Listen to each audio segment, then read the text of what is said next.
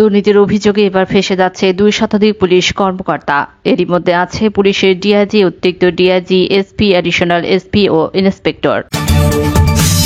DB প্রধান হারুনের স্ত্রীর নামে আমেরিকা ও জার্মানিতে রয়েছে সম্পদের পাহাড়। এবার ফেঁসে গেল ডিবি প্রধান হারুন ও তার স্ত্রী। এবং সর্বশেষ জানাবো, দেশ ছাড়ার প্রস্তুতি নিচ্ছেন আওয়ামী লীগ সরকারের সুবিধাভোগী 200 ঊর্ধ্বতন পুলিশ কর্মকর্তা। এতক্ষণ শুনছেন সংবাদ শিরোনাম, এখন থাকছে বিস্তারিত। 2008 সালে নির্বাচনে জয়ী হয়ে ক্ষমতা গ্রহণের সাথে সাথে আওয়ামী লীগের নেতৃত্বাধীন মহাজোট সরকার ক্ষমতা আঁকড়ে ধরে রাখার সুদূরপ্রসারী পরিকল্পনার অংশ হিসেবে পুলিশ বাহিনীতে নগ্ন দলীয়করণ শুরু করে। ক্ষমতা গ্রহণের পর প্রথম 4 বছরে পুলিশ বাহিনীতে দলীয় অনুগত 32,000 পুলিশকে নিয়োগ দেওয়া হয়। এরই মাঝে শুধু গোপালগঞ্জ জেলা থেকে নিয়োগ দেওয়া হয় 8,000 পুলিশ সদস্য।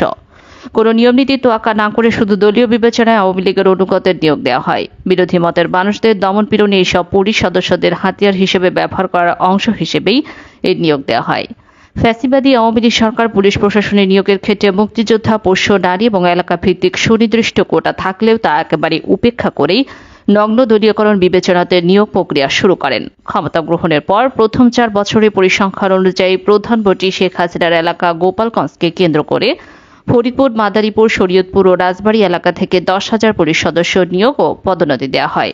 গোপালগঞ্জে কোটা অনুযায়ী 800 লোক নিয়োগের নিয়ম থাকলেও এই একটি জেলা থেকে নিয়োগ দেওয়া হয় 8,000 এবং 2,000 নিয়োগ দেওয়া হয় বৃহত্তর ফরিদপুর জেলার বিভিন্ন উপজেলা থেকে। এইসব নিয়োগের মাধ্যমে সরকার পুলিশ বাহিনীকে গোপালগঞ্জকরণের দিকে ধাবিত করতে থাকে, যা বর্তমান সময়ে সেই সরকারের অন্যতম ডালটিয়াল এক বাহিনীতে পরিণত হয়েছে।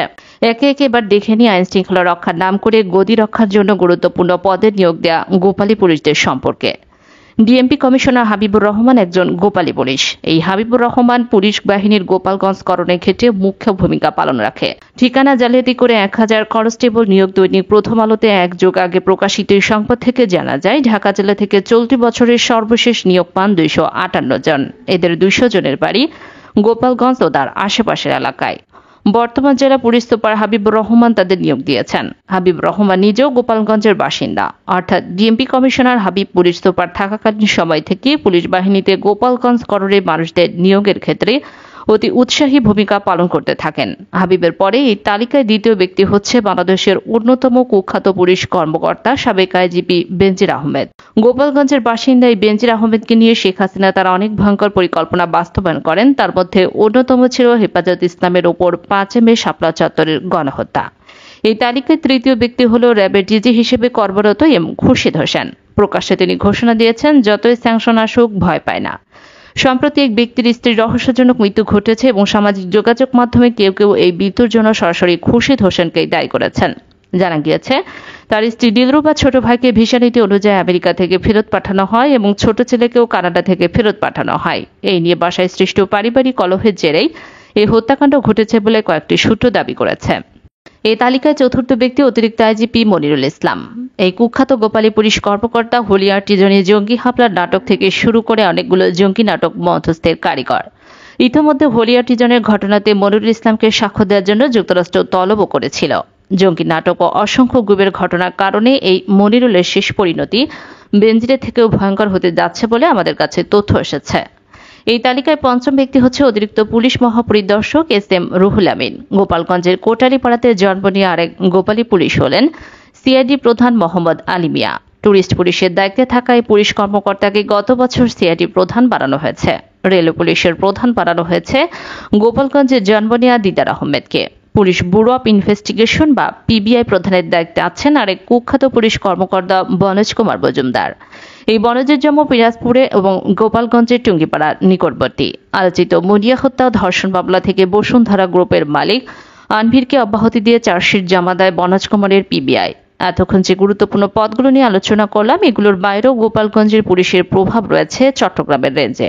চট্টগ্রামের রেঞ্জে ডিআইজি হিসেবে নিয়োগ দেওয়া হয়েছে গোপালগঞ্জের পুলিশ নূরে আলম বিনাকে। তাছাড়াও রাজশাহী রেঞ্জের ডিআইজি হিসেবে নিয়োগ দেওয়া হয়েছে গোপালগঞ্জের আনিসুর রহমানকে। পুলিশের ব্যাপকভাবে গোপালগঞ্জের মানুষকে নিয়োগ দেওয়ার ক্ষেত্রে সরকার শুরু থেকে পুলিশের নিয়োগ পরীক্ষাতে অস্বচ্ছতার আশ্রয় নেয়। 2013 সালে বিষয়টিকে অনুধাবন করে প্রথম আলো পত্রিকার সংবাদের শিরোনাম করেছিল, মেধা কোটার শীর্ষে গোপালগঞ্জ, অর্থাৎ ফলাফল ঘোষণার ক্ষেত্রে বা মৌখিক পরীক্ষার ক্ষেত্রে গোপালগঞ্জের মানুষদের বাড়তি সুবিধা দিয়ে তাদের মেধা তালিকাতে সর্বোচ্চ আসনে আসীন করা হয়। আর এভাবেই অযোগ্য দেশবিরোধী ফ্যাসিবাদী আওয়ামী লীগ দালাল গোপালী পুলিশ দিয়ে পুলিশ বাহিনীকে জেলাভিত্তিক নিয়োগের ক্ষেত্রে গোপালগঞ্জকরণ করে ফেলে এই সরকার। ডিবি প্রধান হারুন পুলিশ নামধারী এক ভয়ঙ্কর দুর্বৃত্তের অজানা অধ্যায়। কর্মজীবনের শুরু থেকে ব্যবসায়ীদের কাছ থেকে চাঁদা আদায়, জমি দখল, গ্রেপ্তার, বাণিজ্য ইত্যাদি নানা অপকর্মের মাধ্যমে 8-10টি অসৎ কর্মকর্তার মতো নিজেকে তুলে ধরেছিলেন হারুন। 2010 সালে ফেব্রুয়ারি মাসে রাজধানীর কোতোয়ালি থানার এক মুক্তিযুদ্ধ ব্যবসায়ীর কাছ থেকে তিনি 10 লাখ টাকা চাঁদা আদায় করেছিলেন এবং ক্রসফায়ারও হুমকি দিয়েছিলেন তাকে। কিছু প্রভাবশালী সে ব্যবসার অভিযোগের প্রেক্ষিতে হারুনকে তাজগাঁও জোনে বদলি করা হয়। কিশোরগঞ্জের মিঠাবইনে বাড়ি হওয়ার সুবাদে আওয়ামী লীগ শাসনামলের শুরু থেকে তৎকালীন জাতীয় সংসদের স্পিকার আব্দুল হামিদের দাম ভাঙিয়ে তিনি নানা অপকর্ম করেও পার পেয়ে যান। ওই সময় তিনি নিজেকে স্পিকারের ভাতিজা বলেও পরিচয় দিতেন। আব্দুল হামিদ রাষ্ট্রপতি হওয়ার সাথে সাথে হারুনের প্রভাবও বহুগুণ বেড়ে যায়। আব্দুল হামিদের পারিবারিক নানা অনুষ্ঠানেও আমন্ত্রিত হয়ে থাকেন এই হারুন। তাছাড়া হামিদকে আদর করে নানা বলে ডাকেন এই কুখ্যাত পুলিশ কর্মকর্তা।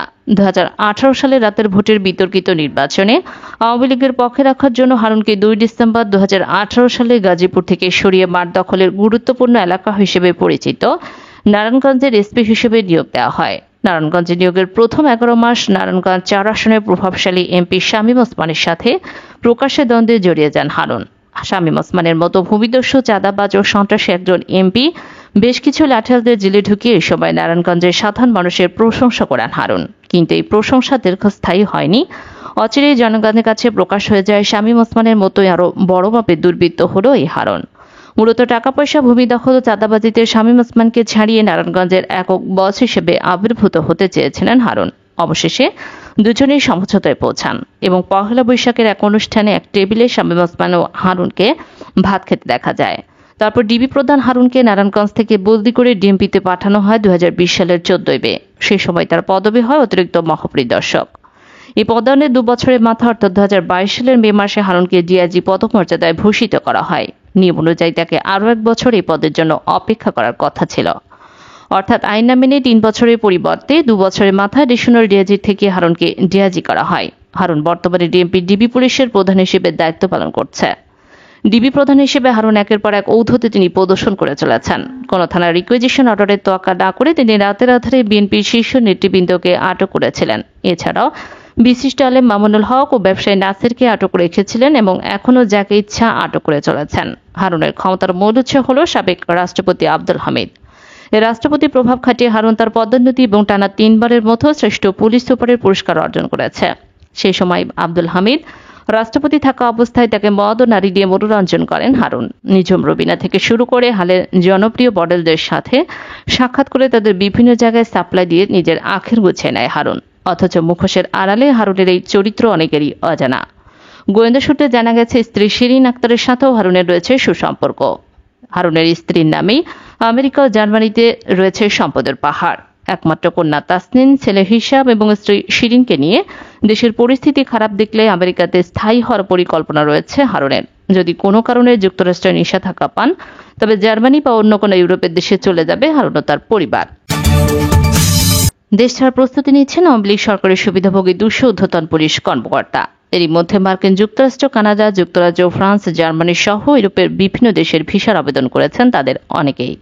গোয়েন্দা সংস্থা বিভিন্ন মিশন সংস্থা থেকে জানা গেছে জুনের প্রথম সপ্তাহ থেকে ভিসার আবেদনগুলো করা হয়েছে। এই তালিকায় ঢাকা মেট্রোপলিটন পুলিশ, ডিএমপি সদ্যবিদায়ী কমিশনার, অতিরিক্ত আইজিপি, ডিআইজি, অতিরিক্ত ডিআইজি সহ এসপি মর্যাদার বেশ কয়েকজন কর্মকর্তা রয়েছে। তবে সংখ্যার দিক থেকে 20 থেকে 25 ব্যাচের কর্মকর্তাদের আবেদনের পরিমাণ বেশি। আর বেশিরভাগ কর্মকর্তার পছন্দের শীর্ষে রয়েছে আমেরিকা ও কানাডা। সংশ্লিষ্ট একাধিক সূত্রের তথ্য মতো ডিএমপির সাবেক কমিশনার শফিকুল ইসলাম, 12তম ব্যাচের অতিরিক্ত আইজিপি রুহুল আমিন, অতিরিক্ত আইজিপি কামরুল আহসান, অতিরিক্ত আইজিপি আতিকুল ইসলাম, 15 ব্যাচের কর্মকর্তা মনিরুল ইসলাম, শাহাবুদ্দিন খান, মাহবুবুর রহমান, খন্দকার লুৎফর কবির, আলী মাহমুদ, কৃষ্ণপদ রায়, 17 ব্যাচের কর্মকর্তা আসাদুজ্জামান, 18 ব্যাচের কর্মকর্তা মাহবুব আলম আমেরিকার ভিসার আবেদন করেছেন। 17 ব্যাচের মেজানুর রহমান, হাফিজ আক্তার, আনোয়ার হোসেন এবং মইদুদ্দিন কানাডার ভিসার আবেদন করে রেখেছেন। 17 ব্যাচের আব্দুল বাতেন ফ্রান্সের ভিসার আবেদন করে রেখেছেন। 18 ব্যাচের ইমাম হোসেন এবং মোজাম্মেল হক জার্মানির ভিসার আবেদন করে রেখেছেন। 15 ব্যাচের কর্মকর্তা বনোজ কুমার মজুমদার ভারতের ভিসার আবেদন করে রেখেছেন। 20 থেকে 25 ব্যাচের কর্মকর্তাদের মধ্যে শাহ মিজান, মোল্লা নজরুল, মোস্তাক আহমেদ, নুরে আলম মিন্না, শাহ আবিদ, আতিকুর রহমান, মাসুদুর রহমান, সৈয়দ নজরুল ইসলাম, কানেস ফাতেমা, হারুনুর রশিদ, শেখ রফিকুল ইসলাম, মারুফ সর্দার, বিপ্লব কুমার সরকার, সাজ্জাদুর রহমান, জায়েদুল আলম, মেহেদি হাসান, বিজানুর রহমান, ফরিদ উদ্দিন, মোহাম্মদ জাকারিয়া, সঞ্চয় সরকার, জসিমউদ্দিন, আশরাফ হোসেন, মইনুল হক, আনিসুর রহমান, মাসুদ হোসেন, সুনন্দ রায়, প্রলয় কুমার জর্দার সহ বেশ কয়েকজন রয়েছেন। দেশ ছাড়তে প্রস্তুতি নিয়ে কর্মকর্তাদের পছন্দের শীর্ষে আমেরিকা, কানাডা হলেও অনেকে জার্মানি, যুক্তরাজ্য, সুইজারল্যান্ড, ফ্রান্স, পর্তুগাল, গ্রিস, তুরস্ক ও থাইল্যান্ডের ভিসার আবেদন করেছেন। তবে ইতোমধ্যে কতজন ভিসা পেয়েছেন তা এখনো নিশ্চিত হওয়া যায়নি। গোয়েন্দা সূত্র জানায়, বিগত 14 বছর ধরে ক্ষমতাসীন আওয়ামী লীগের আমলে পদপদবি, অর্থবিত্ত অর্জন এবং ক্ষমতার অপব্যবহারকারী পুলিশ কর্মকর্তাদের মধ্যে এক ধরনের আতঙ্ক বিরাজ করছে কিছুদিন ধরে। উল্লেখ্য, নানা দেশে ভিসার আবেদন করা পুলিশের ঊর্ধ্বতন কর্মকর্তাদের বেশিরভাগই বিগত এক যুগ ধরে অতি উৎসাহী হিসেবে বিরোধী দলমতের ওপর দমনপীড়ন চালিয়েছেন।